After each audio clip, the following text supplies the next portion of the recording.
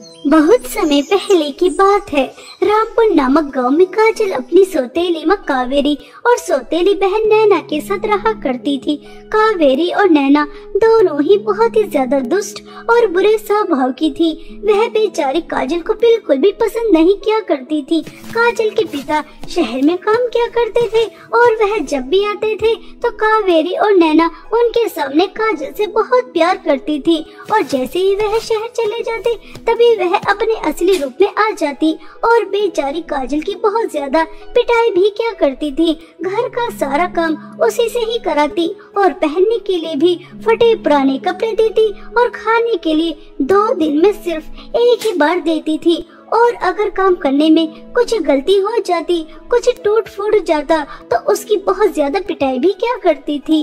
ऐसे ही दुखों की भरी जिंदगी काजल अपनी सौतेली माँ और सौतेली बहन के साथ जी रही थी और ऐसे ही समय काट रही थी। ऐसे ही एक दिन काजल के पिता शहर से गांव आ रहे थे, तभी रास्ते में उनका एक्सीडेंट हो जाता है और उस एक्सीडेंट में उनकी मृत्यु भी हो जाती है। कुछ लोग राम प्रकाश के डेड बॉडी को घर लेकर आ जाते हैं, जिसे देखकर काजल बहुत ही ज्यादा फूट फूट कर रोती है। नहीं नहीं पिताजी, आप मुझे इस तरह से अकेला छोड़ के नहीं जा सकते। माँ तो मुझे पहले ही छोड़ के चली गई और अब आप भी। आप शहर से 1 महीने में 1 बार आते थे, लेकिन आपको देखकर मुझे बहुत सुकून मिलता था। मेरी सब थकान दुख तकलीफ दूर हो जाती थी। आपने बिल्कुल भी अच्छा नहीं किया इस दुनिया से जाकर पिताजी। पिताजी अपनी आंखें खोलिए और अपनी बिटिया को देखिए। वे आपके बिना कितनी अकेली है, कितनी उदास है, कितनी दुखी है। पिताजी पिताजी अपनी आंखें खोलिए। इस तरह से काजल बहुत रो रही थी। तभी कावेरी काजल को जोर से थप्पड़ मारती है और कहती है, मनहूस, रो रो कर पूरे घर में मनहूसियत फैला रखी है। तेरी मनहूसियत की वजह से ही तेरा बाप भी हमें छोड़कर चला गया। मुझे इस बुढ़े की तो कोई जरूरत नहीं थी, लेकिन अब घर का खर्चा कैसे चलेगा? मेरी बेटी और मैं शॉपिंग कैसे करेंगे? पार्टी में कैसे जाएंगे? मैंने तो इससे दूसरी शादी इसलिए ही की थी क्योंकि यह बुढ़ा शहर में अच्छा कमा लिया करता था, लेकिन अब तो वो भी हमें हमेशा हमेशा के लिए छोड़कर चला गया। अब पैसे कहाँ से आएंगे, कहाँ से आएंगे? मुझे तो इस बात की चिंता हो रही है। इसका तो कोई बैंक बैलेंस भी नहीं है। मुझे तो बुरी तरह से फंसा के चला गया बुढ़ा और ये रो रो कर मेरा दिमाग खराब कर रही है। मनहूस नौकरानी। माँ, ये आप कैसी बातें कर रही है? पिताजी आपसे कितना ज्यादा प्यार करते थे और आप उनके बारे में ऐसा बोल रही हैं। वह अब इस दुनिया से जा चुके हैं। कम से कम अब तो उनके बारे में ऐसा मत बोलिए। उन्होंने आप दोनों के लिए कितना कुछ किया, रात दिन मेहनत करके पैसे कमाए और 1 भी रुपया अपने पास नहीं रखा, सब आपको ही दिया और अब आप उनके बारे में ऐसा बोल रही हैं। ये सब आपको शोभा नहीं देता माँ, शोभा नहीं देता। इस तरह से काजल पहली बार अपनी सौतेली माँ को हिम्मत करके जवाब दे देती है और कुछ समय बाद राम प्रकाश का दाह संस्कार भी हो जाता है। ऐसे ही कुछ दिन बीत जाते हैं। दोनों माँ बेटियों को पैसों की चिंता हो रही थी कि अब घर में पैसे कहाँ से आएंगे, जिसकी वजह से वह पहले की तरह ऐश की जिंदगी जी सकें। तभी नैना अपनी माँ से कहती है, मम्मी, आपको पैसों की टेंशन क्यों हो रही है? आपको पता नहीं हमारे घर में एक नौकरानी रहती है जो कि मेरी सौतेली बहन है। अब वह हमारे लिए पैसे कमा कर लेकर आएगी, तभी हमारे घर में रह सकती है। आपने चालाकी से सारी प्रॉपर्टी तो अपने नाम करा ही ली है। अगर वह हमारे लिए नौकरी नहीं करेगी, पैसे नहीं कमाएगी, तो सिंपल उसे धक्के मारकर घर से बाहर निकाल देना। कैसा लगा आपको मेरा आइडिया? जल्दी बताइए ना मम्मी। अरे वाह मेरी प्यारी बच्ची, तूने मुझे कितना अच्छा आइडिया दे दिया। मैं तो बेकार में ही टेंशन ले रही थी। तूने बिल्कुल सही कहा। अब हमारे लिए पैसे कमाएगी, हमारे लिए भीख मांग के लेकर आए, ये लोगों के घरों में झाड़ू पोछा करे, मजदूरी करे, कुछ भी करे, हमें क्या मतलब? हमें तो बस पैसे चाहिए, पैसे, जिससे हम ऐश कर सके। ऐसा कहकर कावेरी काजल के पास जाती है और उससे कहती है, सुन मनहूस, मैंने और मेरी बेटी ने फैसला किया है, अगर तू इस घर में रहेगी तो तुझे बाहर जाकर काम करना होगा और तू जो भी पैसे कमाएगी वो तू हमें लाकर देगी, तभी तू इस घर में रह पाएगी, वरना हम तुझे इस घर से धक्के मार के निकाल देंगे। यह घर मेरे नाम है, इस पर तेरा कोई अधिकार नहीं। हमें कोई फर्क नहीं पड़ता कि तू क्या काम करेगी, लोगों के घरों में झाड़ू पोंछा कर, मजदूरी कर, भीख मांग, कुछ भी कर, लेकिन हमें पैसे चाहिए। तो सुबह 4 बजे उठेगी, घर के सारे काम करेगी, हम दोनों के लिए नाश्ता बनाएगी, घर के सारे काम करने के बाद उसके बाद नौकरी करने जाएगी और शाम को आकर हमारे लिए स्वादिष्ट स्वादिष्ट पकवान भी बनाएगी। समझ रही है ना मनहूस, मैं तुझसे क्या कह रही हूँ? माँ, मैं बाहर काम करने तो जा सकती हूँ, लेकिन सुबह जल्दी उठकर पहले मैं घर के काम करूँ, फिर उसके बाद नौकरी करने जाऊँ और फिर शाम को आकर आप लोगों के लिए खाना भी बनाओ। यह तो बहुत ज्यादा हो जाएगा। घर के काम आप कर लेना और बाहर के काम मैं कर लूंगी। इस तरह मिलजुल कर हम आपस में काम कर लेंगे तो अच्छा रहेगा, वरना मेरे ऊपर तो ज्यादा काम हो जाएगा।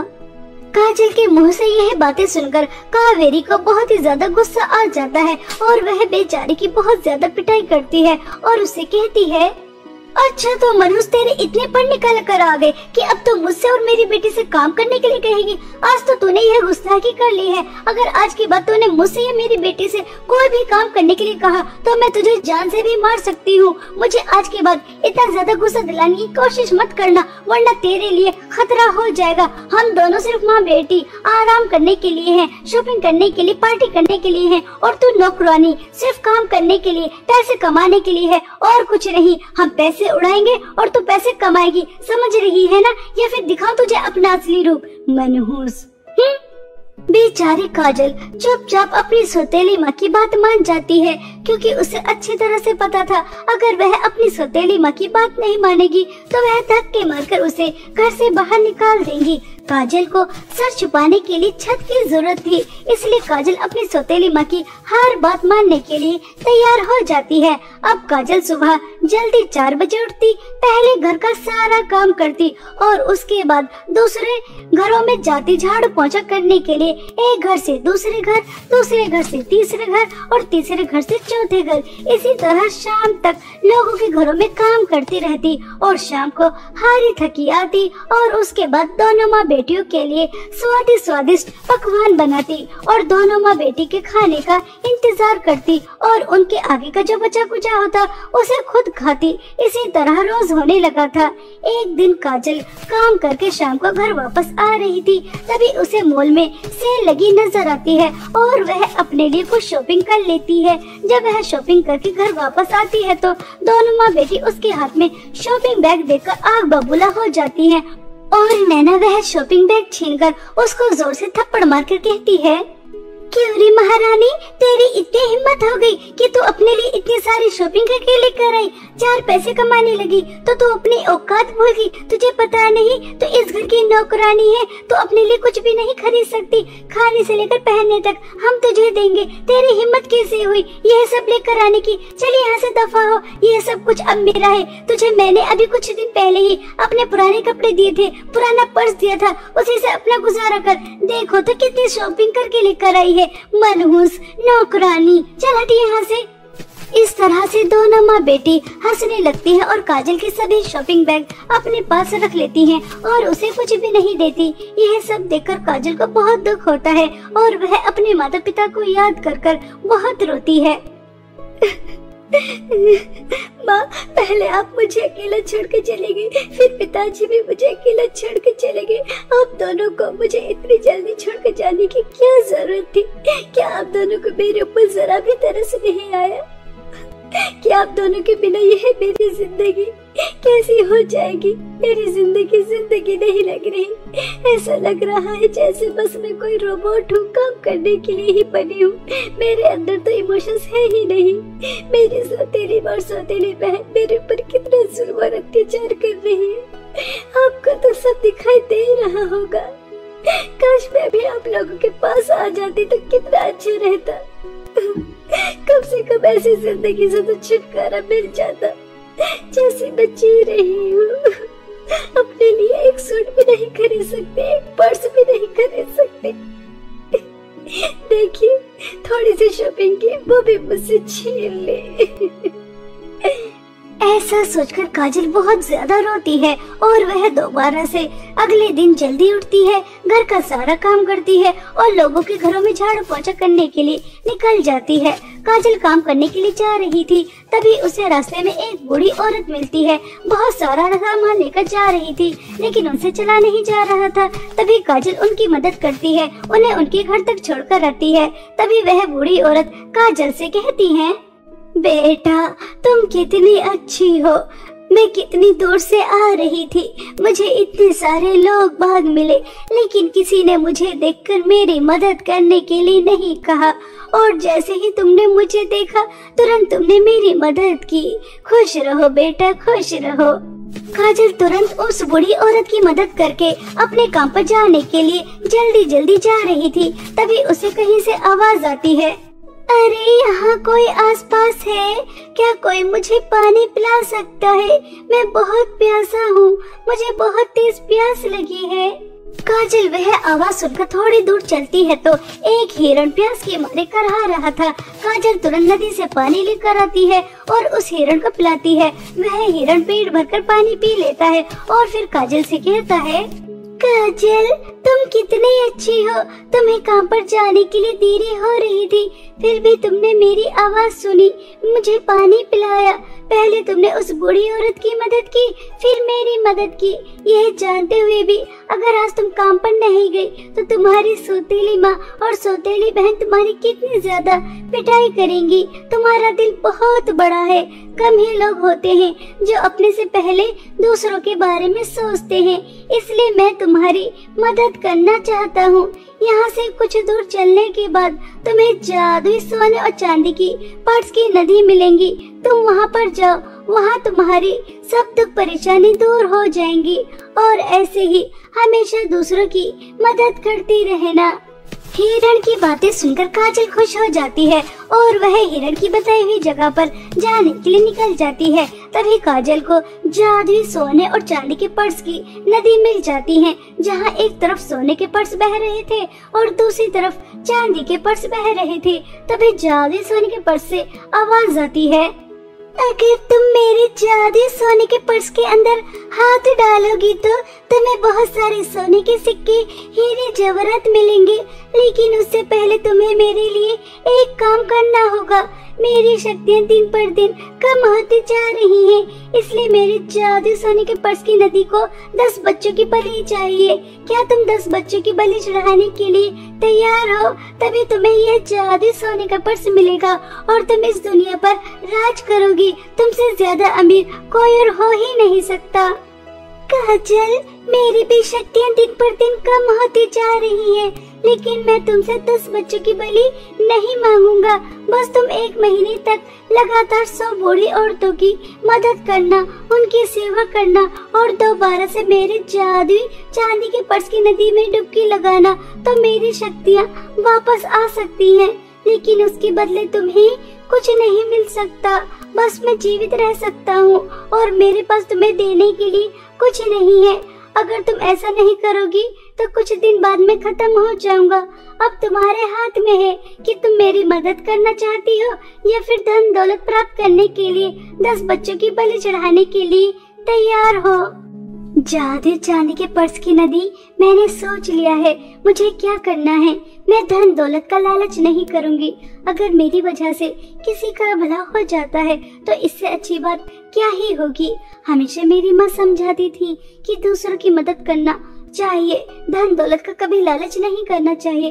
धन दौलत क्या है, एक न एक दिन वह खत्म ही हो जाती है, लेकिन अगर तुम किसी की मदद करते हो तो वह हमेशा तुम्हें याद रखता है और मुसीबत के समय तुम्हारी मदद भी जरूर करता है। इसलिए मैं तुम्हारी मदद करना चाहती हूँ, मुझे धन दौलत नहीं चाहिए। ऐसा कहते ही काजल वहाँ से जाने लगती है। तभी जादू चांदी के पर्स की नदी से आवाज आती है, काजल, तुम्हें यहाँ से जाने की कोई जरूरत नहीं है। तुमने धन दौलत का लालच नहीं किया, तुमने दूसरों की मदद करने का फैसला किया। मैं तो बस तुम्हारी परीक्षा ले रही थी और कुछ नहीं। तुम अपनी परीक्षा में पास हो चुकी है। अब तुम जादू चांदी के पर्स की नदी से एक जादू चांदी का पर्स लेकर जा सकती हो। जब भी तुम इसके अंदर हाथ डालोगी तो तुम्हें पैसे ही पैसे मिलेंगे। इस जादू चांदी के पर्स के पैसे कभी खत्म नहीं होंगे। जादुई चांदी के पर्स की नदी की बातें सुनकर काजल खुश हो जाती है और अब वह अपनी सौतेली माँ के घर वापस नहीं जाती। जादुई चांदी के पर्स से पैसे निकालती है और अपने लिए एक सुंदर सा घर खरीदती है और एक बहुत बड़ी शॉप खोलती है जिसके अंदर वह बहुत सुंदर सुंदर पर्स रखती है और गाँव के गरीब और परेशान लोगों की भी बहुत मदद करती है। इस तरह काजल अपनी सौतेली माँ से बहुत दूर एक हंसी खुशी जीवन बिता रही थी। ऐसे ही एक दिन दोनों माँ बेटी पर्स खरीदने जाती हैं, तो वह काजल की ही शॉप पर जाती है और काजल को देखकर हैरान हो जाती है। मम्मी, यह इस नौकरानी की शॉप है। यह कितनी ज्यादा अमीर होगी। इस नौकरानी ने जरूर कहीं लंबा हाथ मारा है, तभी तो यह हमारा घर छोड़कर यहाँ आकर इतनी दूर शहर में बस गई और अपनी इतनी बड़ी शॉप भी खोल ली। नहीं नहीं बेटा, अगर यह नौकरानी चोरी करती तो इतनी खुलेआम काम नहीं करती। चक्कर कुछ और है, पता लगाना ही होगा। ऐसा सोचकर दोनों माँ बेटी काजल के ऊपर नजर रखने लगती हैं और एक दिन काजल जादुई चांदी के पर्स से पैसे निकाल रही थी और उसी समय उन्हें पता चल जाता है कि काजल के पास जादुई चांदी का पर्स है, जिसे देखकर दोनों माँ बेटी बहुत खुश होती हैं और एक दिन मौका देकर उसे चुरा भी लेती हैं और जैसे ही चुराकर अपने घर लेकर आती हैं और उसके अंदर हाथ डालती हैं तो उसके अंदर से बहुत सारे सांप निकल कर आते हैं और दोनों माँ बेटी को तुरंत ही डस लेते हैं। दोनों माँ बेटी की तुरंत ही मृत्यु हो जाती है और उन्हें उनके लालच और बुरे स्वभाव की सजा बहुत अच्छी तरह मिल जाती है और जादू चांदी का पर्स दोबारा से काजल के पास पहुंच जाता है, जिसकी मदद से वह अपने साथ साथ औरों की भी जिंदगी में खुशियाँ लेकर आती है और खुद भी एक हंसी खुशी जीवन बिताती है।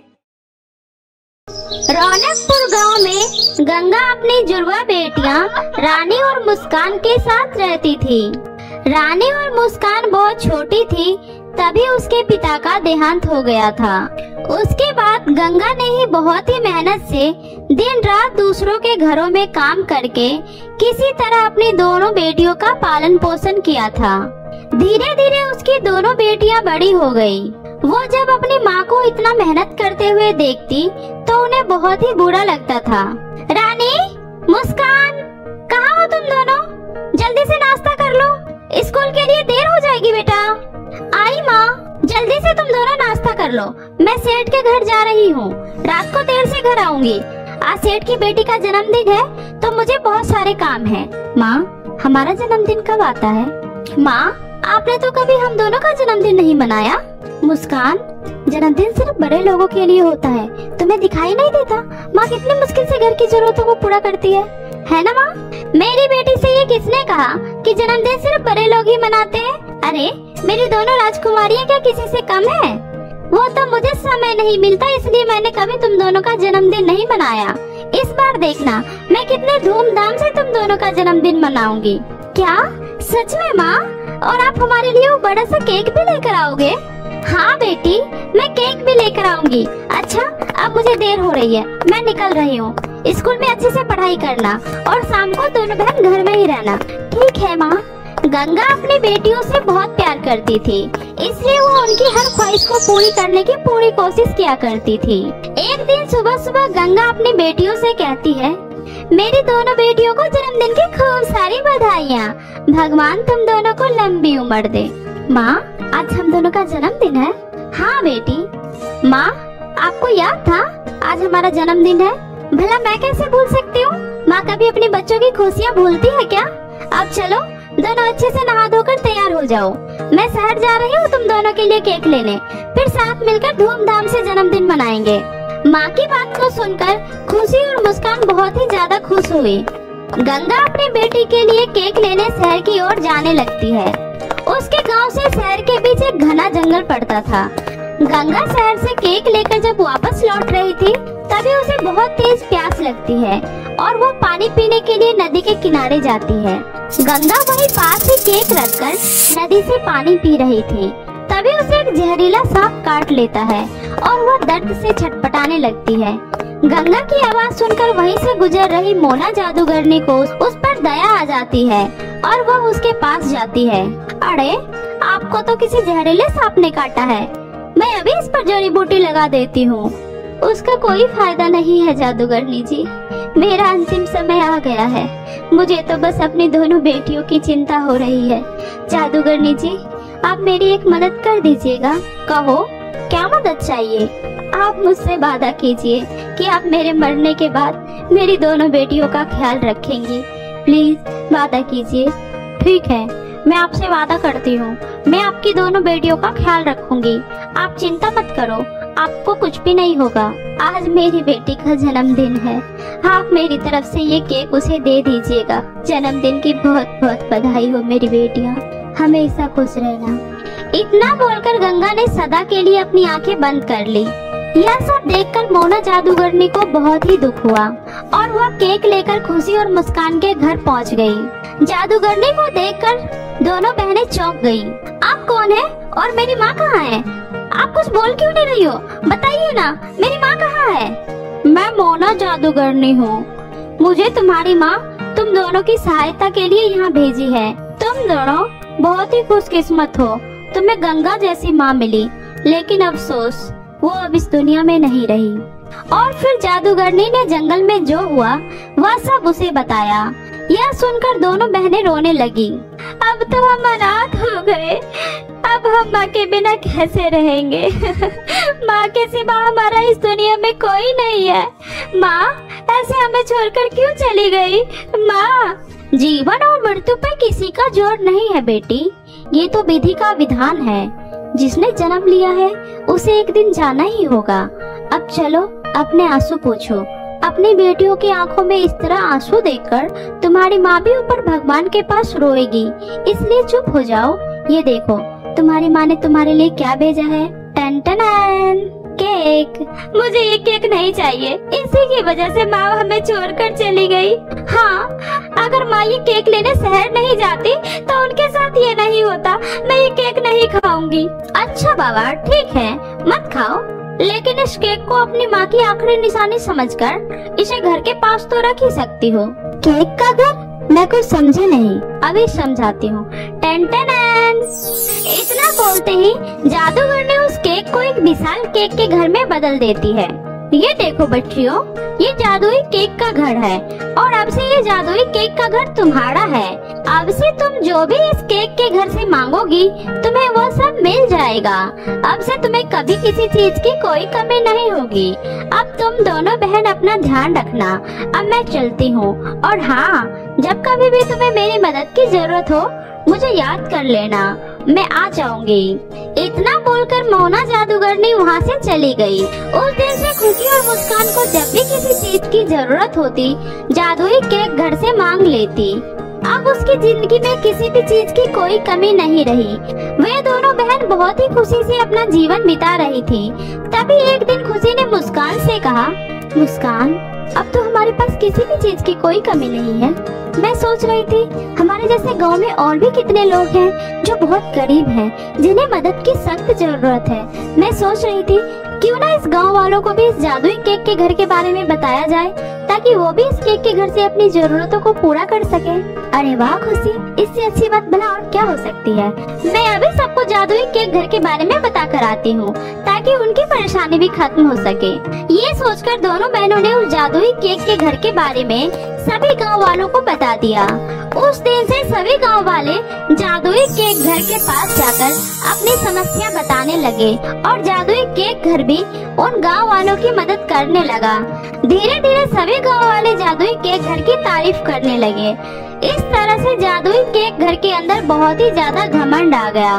उस जादूगरनी ने मुझे यहाँ किस मुसीबत में फंसा दिया है। पहले तो उसने मुझे सिर्फ इन दोनों बहनों की मदद करने को कहा था, लेकिन अब इन दोनों बहनों की वजह से मुझे पूरे गांव की मदद करनी पड़ रही है। जब देखो कोई ना कोई आकर मुझे परेशान ही करता रहता है।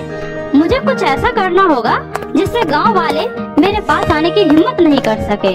उस दिन के बाद से जो भी गांव वाले जादुई केक घर के पास मदद मांगने जाते, तब जादुई केक का घर उस पर अत्याचार करने लगा। वो कभी किसी को पेड़ से उल्टा लटका देता, तो कभी किसी को हवा में उछालकर दूर फेंक देता। कुछ लोगों को तो वो बिजली के झटके भी देने लगा। कुछ दिनों तक तो ऐसे ही चलता रहा। उस घमंडी जादुई केक से सभी गांव वाले परेशान हो गए। फिर एक दिन सभी गांव वाले मिलकर उन दोनों बहनों के पास गए और उनसे बोले, बेटी, तुमने जो हमें जादुई केक के घर के बारे में बताया था, वो केक का घर तो हम पर बहुत अत्याचार कर रहा है। तुम दोनों बहन कृपया करके हमें उस जादुई घमंडी केक के घर से बचा लो बेटी। ये सुनकर दोनों बहनें बहुत ही ज्यादा चिंतित हो गई। फिर खुशी उन गांव वालों से बोली, जिस जादूगरनी ने मुझे यह केक दिया था, उन्होंने मुझसे कहा था जब भी जरूरत पड़े तो मुझे याद कर लेना। रुकिए, मैं उन्हें बुलाने की कोशिश करती हूँ। इतना कहकर दोनों बहनें जादूगरनी को मन ही मन याद करने लगी। पलक झपकते ही जादूगरनी वहाँ प्रकट हो गई। तब दोनों बहनों ने जादूगरनी को सब कुछ बताया। यह सब सुनकर जादूगरनी ने कहा, उस जादुई केक घर ने आप लोगों के साथ जो कुछ भी किया वह बहुत ही गलत है। मैं अभी उस जादुई केक घर का घमंड खत्म करती हूँ। ये बोलकर जादूगरनी जैसे ही उस जादुई केक घर के पास गई, घमंड में चूर जादुई केक घर ने जादूगरनी पर भी हमला करने की कोशिश किया। तब जादूगरनी ने अपनी जादुई छड़ी घुमाई और जादुई केक घर को वहीं पर जलाकर राख कर दिया। ये देखकर सभी गांव वाले बहुत ही खुश हो गए। फिर जादूगरनी उन गांव वालों से बोली, आप सभी गांव वालों ने इस पेड़ पर जो जादुई केक का घर था उस पर पूरी तरह निर्भर हो गए, इसलिए आप लोगों के साथ ऐसा हुआ। अब से आप सब खुद ही अपनी समस्याओं का हल करना। अगर आप सबको कभी ज्यादा परेशानी हो तो मुझे याद कर लेना, मैं खुद आप लोगों की मदद करने यहाँ आ जाया करूँगी। इतना बोलकर जादूगरनी वहाँ से चली गई और उस दिन के बाद से सभी गांव वाले खुद ही मेहनत करके खाने लगे। कभी उन्हें ज्यादा दिक्कत होती तो वो जादूगरनी को याद कर लिया करते। साथ ही खुशी और मुस्कान भी गांव वालों की हर संभव मदद कर खुशी खुशी अपना जीवन बिताने लगी।